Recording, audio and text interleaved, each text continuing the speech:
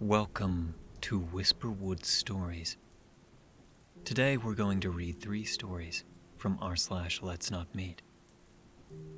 Let's begin.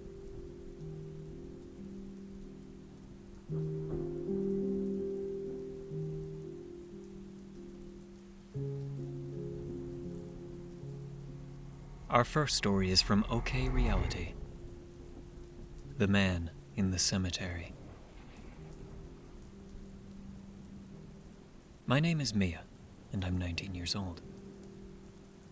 When the story happened, I was 10. I was at my best friend's house for a sleepover, as we always used to do. It was in November. There was a little bit of snow everywhere. It was dark outside, but only 6 p.m. We had eaten dinner, and we wanted to go play outside, so we put our winter coats on and boots before walking out. My best friend's grandfather passed away when she was 8, and they were really close. He got buried in the cemetery that was near her house. Every time we went outside, we always had to stop by and say hi to him. He was a really kind man, and I loved hanging around him and my best friend. So of course we made our way to the cemetery. It was cold, and I felt my toes freezing as we walked through the gate. It wasn't a big cemetery, and there was about 50 tombstones. We didn't see anyone else there when we arrived, and we thought it was cooler that way, because we could talk about anything with her grandpa. We sat in front of his stone and started talking about what happened recently in our lives and everything. We were talking really loud since no one was nearby. We were giggling and laughing. We sat there for about 30 minutes, and nobody was there with us. At least, that's what we thought. After a while, we heard a loud laugh, and we froze. We looked around to see where it was coming from, but it was dark, and we couldn't really see anything well around us. We were young, and we immediately started panicking. My best friend always was more rational than me, and she told me it was probably teenagers that were walking on the main street or something. But then we heard it again, but closer. It was an adult voice that was near us. I nearly pissed myself when I heard it. It was dark, and we were small, so we got closer to the tombstones, thinking that maybe he wouldn't see us. And it worked. Our eyes were getting used to the dark, and we could see a little better. That's when we saw a man getting up from behind a tombstone a couple of rows in front of us. He got up and walked away through the gates.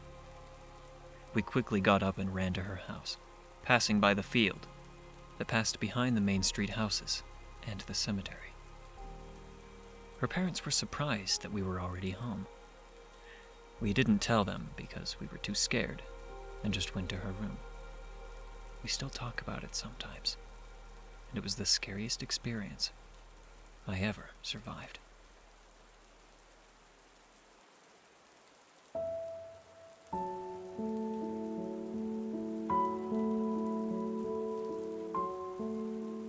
Our second story is also from OK Reality. Horror movie in real life. To put context to my story, I was having a sleepover at my best friend's house in the summer of 2019, like we always did. We were 15 at this time. She lives in a small village where everybody knows everyone. There were no weird people there, and it was a super safe place. Everyone was kind and friendly. It was about 10 p.m., and it was really dark outside. We were hungry and wanted to bake cookies, but they didn't have all the ingredients to do it, so we decided to go to the nearest convenience store. It was about a 5-minute walk in the dark because there were no streetlights. We started walking towards the store, talking and laughing about literally anything. On one side of the road, there was a huge church built at the end of the 1800s. It was abandoned, but they couldn't destroy it because it was historical. There's also a huge parking lot right in front of it that had small orange lights. On the other side of the road was the store we had to go into. When we passed on the sidewalk in front of the church, we heard a weird classical song playing.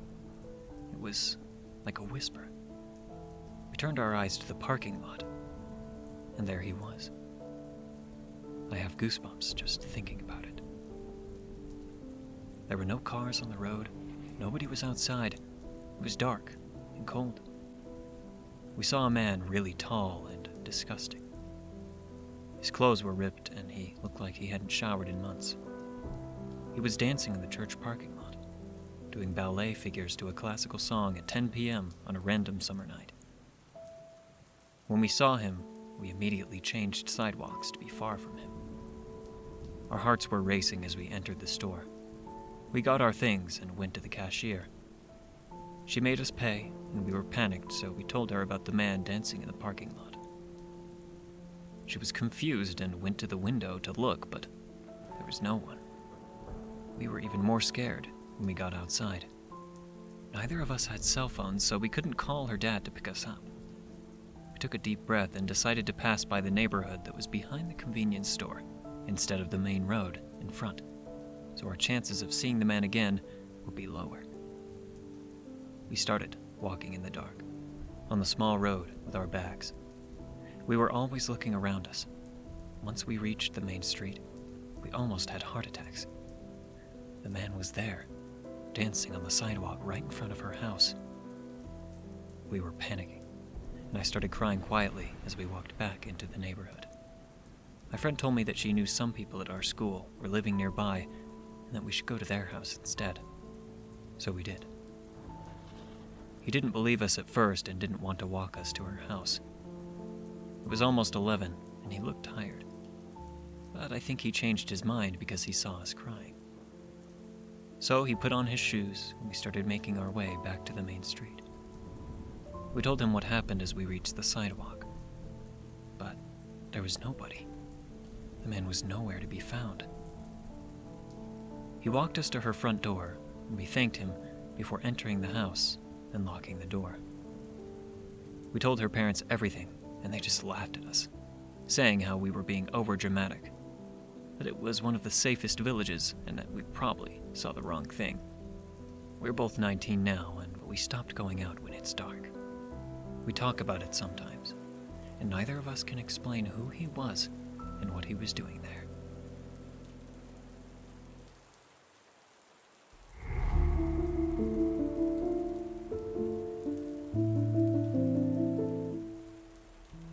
Our last story is from FranciscoMP, also known as Hell Street on YouTube.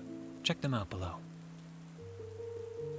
This creepy night guard tried to kidnap me. This happened about 20 years ago. I was 9 years old at the time, but my parents have also told me their side of the story on a bunch of different occasions, so that should help. My parents are both biologists. They met at work, and from there, it's history.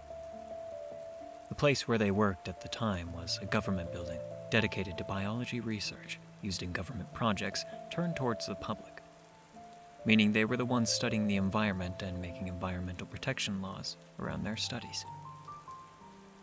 This being a massive old government building, it always had a security guard present, day and night. During the day, these security guards would mostly just stay at reception and greet people, but at night, they would go do their rounds and make sure there were no intruders because of all the science equipment and computers kept in the building. One of these guards is the LetsNotMeet guy. Initially, he seemed like the nicest person. He was really nice to me, and frankly, all of the memories I have of him before this were really nice. He would greet me and talk to me in the nicest way every time my parents brought me to work. He would make me paper planes, which he was surprisingly good at, and throw them around with me, and would stay with me at reception in the days my parents had to go to work into the night. Obviously, for me, that would get really boring really fast. So he'd keep me company and entertain me. Mostly we would talk, play with the paper planes, and watch TV. It all seemed nice enough. Nice enough for my parents to trust him with me, which was probably their biggest mistake. One night, My parents had to work even later than usual. I think it was around 10 p.m. and they were still at it.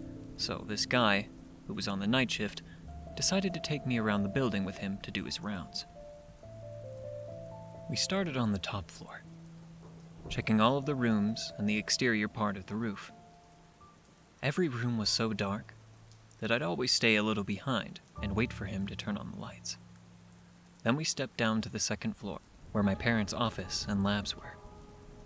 We checked the opposite side of the building, going into labs with massive extractors, microscopes, and every kind of science equipment you might think of. We walked down the stairs to the first floor, where most of the administration rooms were. I still remember seeing some maps on the walls, and embalmed fish everywhere serving as decorations. First floor was all clear, so it was time to check the 2 basement levels. I thought it would have made sense to check the labs on the right side first, as the left-hand side had a flight of stairs at the end leading up to where my parents were. But for some reason, he decided we'd go check that side first.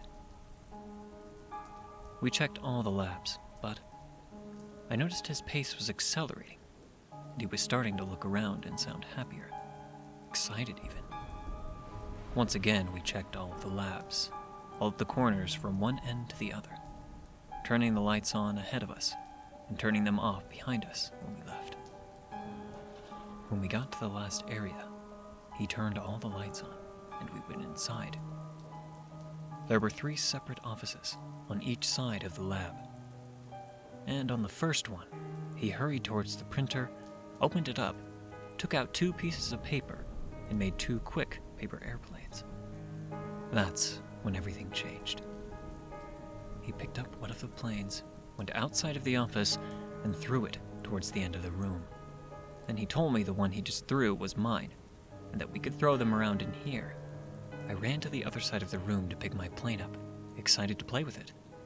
And suddenly, the lights went off. When I turned around to check what was happening, I saw him getting out of the lab, turning the lights off and locking the door. I ran to the door, punched it, and kicked it, while screaming for him to open, panic taking over me because of how scared I was at being in the dark at that time. Through the glass on the door, I could see him scurrying away in the corridors, turning the lights off as he went, and disappearing after turning a corner. I'm pretty sure that everything I felt, and every shadow and creepy monster I saw in there while waiting was part of my imagination because of how scared I was. I balled up against a corner and could see shadows moving around me in the dark. I could only cry, lost, without knowing what was happening and why he was doing that. My parents finished work eventually, and when they did, they packed up their things and made their way to the lobby to pick me up and go home. When they got there, the security guard was at reception, but I was nowhere to be found. They panicked, of course. Must have shouted 100 different cuss words at the guy, and I'm not sure how my dad didn't murder him right then and there. But when they first asked the guy where the hell I was, and what he had done with me, he simply said that he had gone to do the rounds with me and I must have gotten lost somewhere. This building that would take you about an hour and a half to check from top to bottom, even if you're rushing. So, must have gotten lost somewhere is not exactly helpful. They looked for hours without finding me. It was only when I saw a light at the far end of the corridors leading to the lab I was in that I got the courage to stand up, rush towards the door, and start punching it as hard as I could. They finally found me there and made the guard unlock the door to get me out.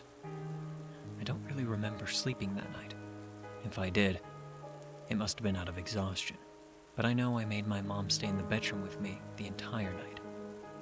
Of course, my parents made a complaint against the guard, and when they did, and the guy started being investigated, he was fired and arrested. Not because of locking me away, where he probably hoped no one would find me, but because he had been partnering up with other criminals to steal computers and equipment from the building, to sell in some shady market, along with the information in the hard drives and make money off of it.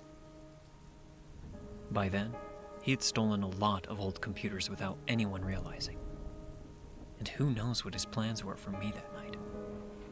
I'm not convinced that locking a crying child in the middle of the darkness, hidden away in some room, is exactly the most normal behavior if you're not trying to hide them and come get them later when everyone is left to sell them as part of your product.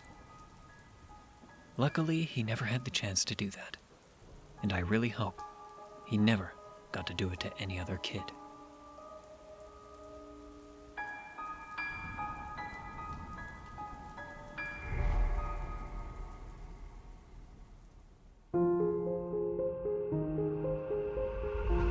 Thank you for listening to Whisperwood Stories. If you enjoyed, don't forget to comment, like, and subscribe down below. Do you have a story that you'd like me to read here?